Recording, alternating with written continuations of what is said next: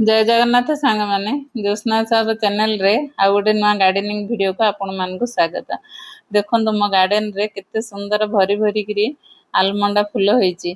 ए आलमंडा फूल मु सब बेले वीडियो रे कहिची आगरु येलो कलर आलमंडा फूलटा अधिक फुटी थाए। अन्य आलमंडा अपेक्षा येलो कलर आलमंडा अधिक फुटी थाए।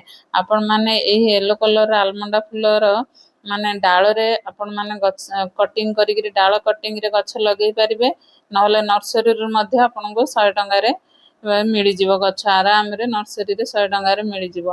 देखंतु मो गार्डन रे केते सुंदर भरी हेगिरी से फूल हेची। केते जण कहउचंदी तांकर एई फूल होउनी मु तो देखुचंदी मोर वीडियो मो गार्डन रे केते सुंदर भरी भरी हेगिरी फूल हेउची। गछ सब बेले लगेले सांग माने गछ माटीटा ठीक करिक गछ लगे थिबे। आउ मु तो मु गोबर खत माटी मिसेकिरी गछ लगे देइथिली। देखंतु ए आलमंडा फूलटा अन्य आलमंडा रा एते होनी किंतु येलो कलर आलमंडा फूलटा बेसी होई थाए।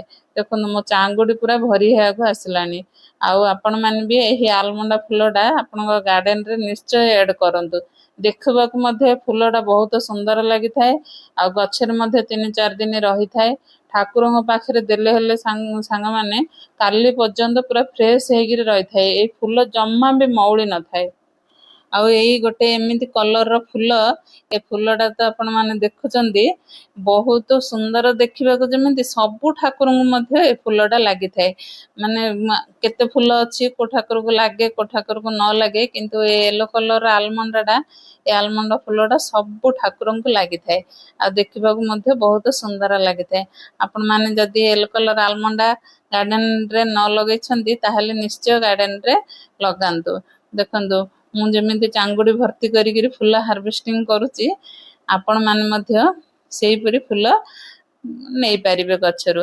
आ गछर प्रॉपर केयर दरकार। गछ को माने 10-15 दिन थरे जे कोनोसी फर्टिलाइजर आपण माने गछर मूल रे देबे। मझिरे मझिरे गछर मूल रे माटी टिके कोडा खसा करिकरी मझिरे मझिरे टिके फर्टिलाइजर ताकू देबे।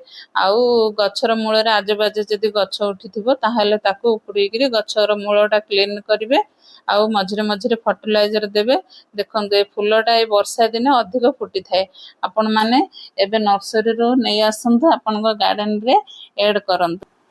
पूरा 8 मास तक आपण माने ए गछरु फूल पाई परिबे। Happy gardening.